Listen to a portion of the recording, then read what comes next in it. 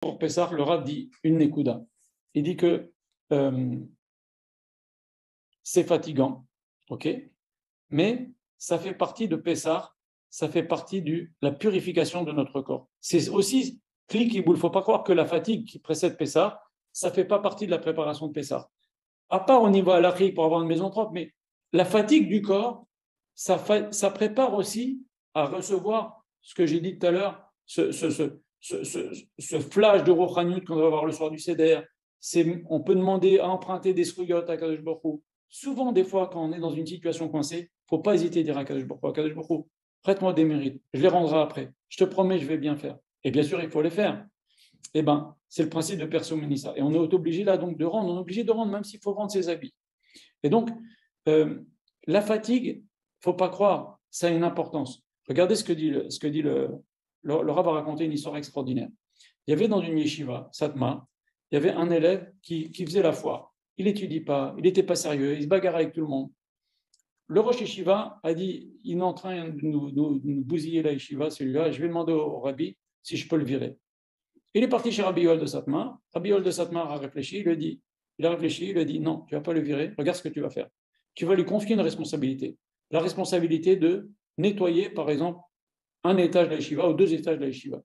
Les dortoirs ou le Beth Midrash, les Gmarot. Tu vas lui donner une responsabilité et aussi une, comment vous dire, c'est une certaine chashiout, une certaine importance. C'est lui le responsable. Eh bien, le gars, il s'est senti honoré que le rabbi pense à lui. Ça veut dire, le Rosh Yeshiva, il est venu, il a dit, le rabbi, il a dit qu'on va te donner à toi. Il s'est senti honoré. Il a donné corps et âme pour nettoyer la yeshiva. Et le type, d'un seul coup, il est devenu un peu plus sérieux. Et avec le temps, un beau jour, le rabbi, il revoit le Rosh Yeshiva, il lui dit, hey, tu ne m'as pas donné des nouvelles sur cet élève. Je lui ai dit, il est devenu bombe atomique, le gars. Sérieux, sérieux, sérieux. Pourquoi? Parce que quand on fait des efforts, on a investi dans la chose. C'est bien connu, regardez dans le livre de Rav Dessler, il parle de ça. On n'aime pas ceux qui nous donnent, on aime ceux à qui l'on donne. C'est pour ça qu'une maman, qu'est-ce qu'il lui donne un bébé jusqu'à l'âge de 6 mois? Il ne lui donne rien du tout. C'est un estomac, il fait que manger et salir. Et pourtant, la mère, elle aime son enfant. Pourquoi? Parce qu'elle s'occupe de lui, elle le lave, elle le change, elle le nourrit. On aime ceux à qui on donne. Et bien, si on donne beaucoup pour Pessah, eh ben, on se prépare. On se prépare ainsi. Il faut savoir aussi, Madame Israël, elle disait toujours, je ne dis pas que c'est pas facile, je dis pas que c'est facile, c'est difficile pour tout le monde, ok? Mais ça fait partie de la fête, ça fait partie de la préparation de notre âme aussi. Il faut savoir aussi, les mitzvot, on n'a pas la récompense dans ce monde, ok? Il y a certaines mitzvot, on a une partie de la récompense, il y en a très peu, et 99% des mitzvot, on n'a même pas une partie dans ce monde, ok? Seulement, les efforts pour la mitzvah, ça, on l'a dans ce monde. La simra que l'on a pour faire la mitzvah, l'entrain que l'on a pour faire la mitzvah, ça aussi, on l'a dans ce monde. Dominer les difficultés, ça aussi, tout ça, c'est pas en compte, c'est la messirut nefesh. Ça, on l'a dans ce monde. Donc, il faut le faire besimra, même si c'est difficile. Ne pas grogner. Madame Israël, elle disait, je comprends pas pourquoi les gens grognent, les femmes grognent, elles venaient, les femmes, elles pleuraient, ah, je suis fatiguée, machin. Madame Israël, elle le racontait. Le Rav, quand il était jeune marié, après des mois, Rav Israël, après des mois de mariage, il a demandé à son Rav s'il pouvait acheter un réfrigérateur. C'était un luxe. Il faisait froid là-bas en Écosse, ils n'avaient pas besoin, mais c'était un luxe. Et elle disait, Madame Israël, elle n'avait pas de lave-linge, elle allait à la laverie. Pardon, elle allait à la laverie. Elle n'avait pas de lave-vaisselle, ça n'existait pas. Elle n'avait pas de sèche-linge. Alors, et les couches, c'était des couches, il fallait les laver. Ce n'était pas des couches jetables, vous imaginez. Alors, elle ne se plaignait pas. Et en fait, la chose est comme ça, c'est que moins on fait d'efforts et moins on a envie d'en faire. C'est comme ça dans la vie. Alors, il ne faut pas se plaindre. Parce que si on se plaint, on abîme la mitzvah. Ok? Si on fait des efforts, on prend déjà le mérite des efforts, on a dans ce monde. En plus de ça, il faut savoir, dit le Harizal, que quand un homme il se fatigue ou une femme se fatigue pour une mitzvah, c'est une kapara pour nos fautes.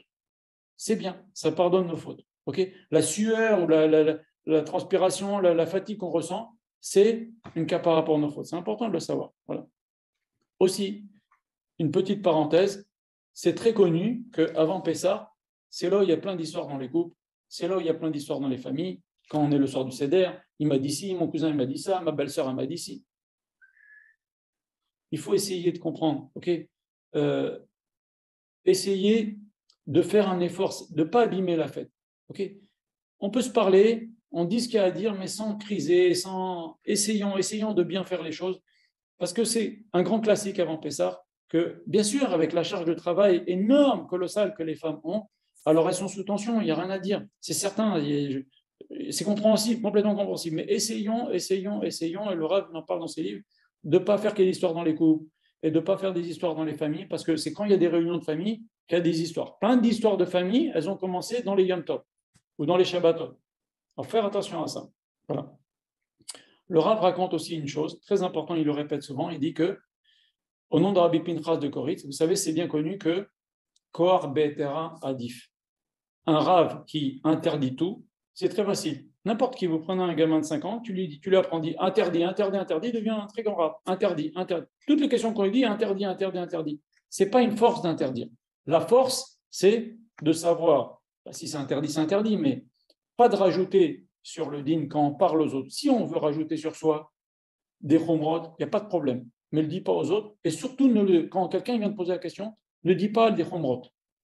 Ne dis pas des choses en plus. Dis ce que la halakha dit, le din. Okay, tu veux faire des choses en plus, fais-les pour toi. Si quelqu'un te pose la question, dis-lui la chose stricte. Le plus, tu n'as pas besoin de lui dire. S'il veut le faire, il le fera de lui-même. Mais ne viens pas imposer aux autres de faire plus. Voilà. Maintenant, au niveau de notre conduite, ok, et au niveau des rabbinim aussi, le Rabbi Pinchas Mekoritz, c'est le Rabbi, il le cite souvent. Comme j'ai dit tout à l'heure, Kohar Be'etera Adif, la force, c'est de pas interdire en permanence. Si les choses sont permises, eh ben, il faut dire c'est permis. C'est quoi la force de Rabbi Yosef? C'est qu'il, bien sûr, quand c'est interdit, c'est interdit. Mais si c'est permis, il prouvait que c'était permis. Parce que interdire à tout le monde, vous savez, c'est quoi le problème, disait Rabbi Pinchas de Koritz? Il dit que quand on interdit maintenant, j'interdis. Alors que si c'est permis, en vrai, eh ben, vous allez faire que des tas de juifs, eh ben, finalement, aux yeux d'Akadosh Baruch Hu, ils transgressent. Puisque toi, tu dis que c'est interdit. Donc, il a dit, ça repousse l'exil. D'interdire tout, ça repousse l'exil. Pourquoi? Parce qu'on n'arrive pas à le faire. Bien sûr, encore une fois, il n'est hors de question de permettre des choses qui sont interdites. Mais de dire, pour faciliter les choses, interdit, alors qu'en vérité, en cherchant bien, il y a de quoi permettre, alors ce n'est pas une force d'interdire. Au contraire, la force, c'est de permettre, si c'est permis, et de le prouver. Maintenant, il y a une exception. Rabbi Pinchas de Koritz, il a dit, il y a une exception, c'est à Pessah. À Pessah, encore une fois, je ne parle pas des rabbanim. Les rabbanim, ils doivent dire le din. Ils ne peuvent pas dire les chomrot. Si les chomrot, on les fait pour soi. Maintenant, nous, à notre niveau, plus on prend, la chomra, ça veut dire faire plus que la loi pure. Plus on prend de chomrot à Pessah, et mieux c'est. Ok? Chacun avec son niveau. Mais il ne faut pas aller dire aux autres des chomrot. Il ne faut pas faire ça. Par exemple, il y avait une histoire. Il y a des gens, par exemple, ils ne vendent pas le chametz. Ils ne vendent pas le chametz. Okay, donc, ils s'arrangent pour ne pas avoir de chametz. Ils éliminent le chametz, ils le consomment, ils le brûlent, mais ils ne gardent pas de chametz. Ils ne vendent pas de chametz. Okay, et ils vont dire à tout le monde, il faut pas garder de chametz. Excuse-moi, c'est une chomra. Dans toutes les générations, il y a eu des ventes de chametz. Les gens, ce n'est pas des dingues s'ils vendent leur chametz avec des grands rabbanim. C'est que c'est possible. Alors, on ne va pas dire des chomrot comme si c'était le din. Le din, c'est une chose, la chomra, tu l'as fait pour toi.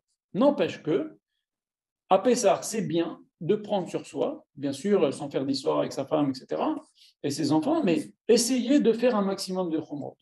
Plus on fait de chomrot à Pessah, et mieux c'est. Chacun, mais on ne dit pas aux autres les chomrot qu'on fait, et c'est très très bien. Pourquoi? Parce qu'il faut savoir que l'Arizal a dit que tout celui qui fait attention à ne pas manger, même un micron de chametz à Pessah, ou pas boire un micron de chametz à Pessah, eh ben, il sera sauvé du Yetzer Hara pendant toute l'année. Donc ça vaut le coup de faire des chumrot. Vous comprenez? Les chumrot qu'on va faire pour faire attention à ne pas manger et pas boire du chametz à Pessah, elles vont nous servir. On aura une aisance, une plus grande facilité pour gagner notre Yetzer Hara pendant l'année. C'est pour ça que c'est bien. Ok? Voilà. Le Rav aussi raconte une belle histoire. Il y avait un Rav justement qui faisait beaucoup de chumrot. Beaucoup de chomrot. Et il faisait attention à ci, attention à ça. Il faisait plus que le din, plus que la loi stricte. Il faisait beaucoup d'efforts. Okay, plus pour faire très bien les choses. Et le soir du Seder, qu'est-ce qu'il voit dans son assiette? Un blé fendu. Avec du bouillon, etc. Si le blé est fendu dans le bouillon, c'est fini. Chametz. Alors il était très malheureux. Lui qui fait tellement attention, qui fait tellement de chomrot. Et voilà qu'il trouve dans son assiette du chametz. Il était très malheureux, très malheureux. Et en rêve, on lui a dit, tu as tout fait. Tu as tout fait pour bien faire Pessah. Seulement, il y a une chose que tu as oublié. Tu as oublié de prier. Parce que nous, on peut faire nos efforts pour ne pas avoir du chametz, pour ne pas manger de chametz, pour pas avoir du chametz. OK? Très bien. Mais il faut prier à Hachem qui nous aide aussi. Vous comprenez? Par exemple, même Shabbat, il y avait une histoire comme ça avec Rabbi Cheskel Abramski.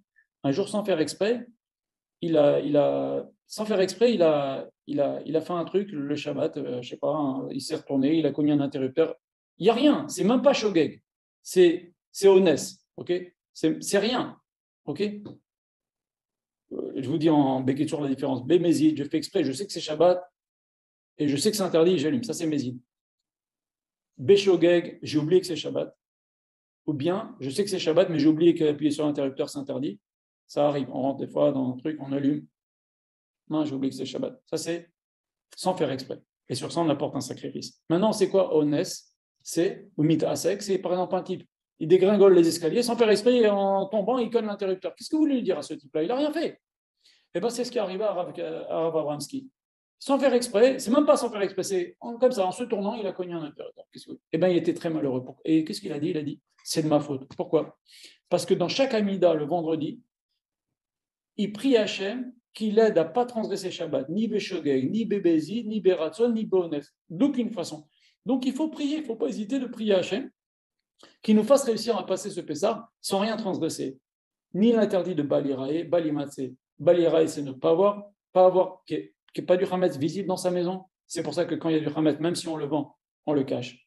Notre Hametz, mais il n'est plus à nous, on le vend, mais quand même, il ne faut pas qu'il y ait du Hametz visible chez nous. Balimatse, il ne faut pas qu'il y en ait du tout. Okay, même si on a une maison qui est loin, donc dans les ventes, il ne faut pas oublier, si vous avez une maison de campagne ou une maison en RS, ou j'en sais rien, de l'avant, okay, devant le Hametz, pardon, qui est dans la maison. Et ni boire et ni manger du Hametz. Il faut prier pour qu'Hachem nous fasse réussir à passer un bon Pessah, pour qu'on puisse avoir cette aide d'Hachem de ne rien transgresser si Dieu le veut pendant l'année. Il ne faut pas hésiter à prier. Le Rav dit aussi une jolie chose. Bon, c'est peut-être pas la peine de parler de ça maintenant.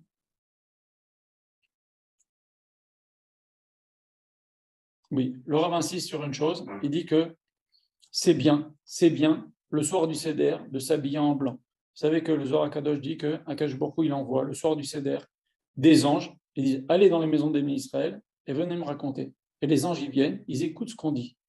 C'est pour ça qu'on dit que tout celui qui raconte la sortie d'Égypte par Rezem et Shoubar, une des raisons, c'est qu'après les anges, ils montent à Akadosh Baruch Hu, ils disent heureux le roi dont les enfants, après des millénaires, ils louent encore tous les miracles que tu leur as fait. Mais c'est normal, on doit rendre cette empreinte qu'on a fait. Et maintenant,